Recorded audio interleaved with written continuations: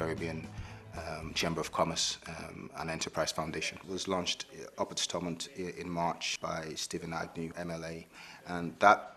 came about as a result of the needs of people who are in business but who are of African background, and they felt they needed a platform and an avenue to share good practice and also develop an avenue where they could, as a collective, network with other businesses in Northern Ireland. And I think that was what brought about the launch of that particular initiative. Now, it's an independent initiative, but ACSONI, we're quite proud and delighted to be of support of the business initiative.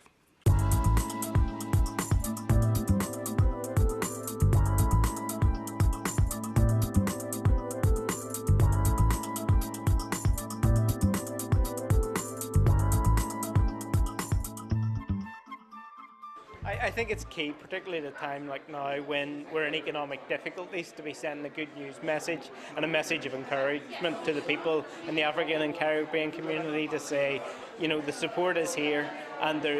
whatever barriers they may be to setting up a business and keeping a business running, there's support here to do it. And indeed today there was many examples of success in doing that to inspire people to follow that lead.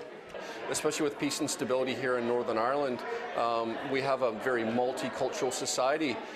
specifically from the African Caribbean region. It's one of the largest ethnic minority communities represented in Northern Ireland. So obviously the needs and demands of this community, often coming from the majority of the developing countries in the world, lack the skills and tools, but actually also on the other end have a lot of skills and very expertise that can be of value in regenerating the economic and social development in Northern Ireland. I'm the outgoing chair of the all-party group on ethnic minority communities. So it acts as a sort of interface between the ethnic minority sector and the politicians here, so that we're well informed of the issues for the various communities we have here in Northern Ireland. I've said for a long time now, you know, we have to move beyond talking of two communities in Northern Ireland, of talking many communities but one Northern Ireland, and I think that's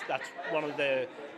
benefits of having the all-party group. We have a lot of people here in Northern Ireland that come from countries where they are very highly educated, but they're doing remedial skills here, but because of the, you know, lack of understanding or awareness of how to access services or how to get their dream or their entrepreneurship skill launched,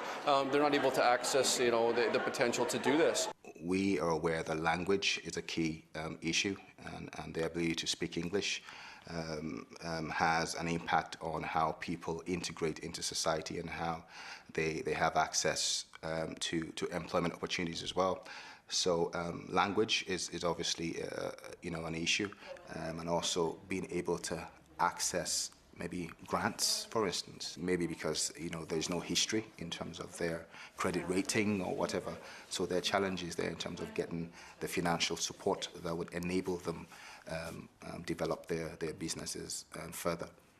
We need to look at here not just locally and making sure that we get the maximum full economic potential out of all of its citizens, including the newer ones, but making sure that we can look at, you know, bigger world markets, creating new opportunities, new relationships, friendships, and looking at new ideas.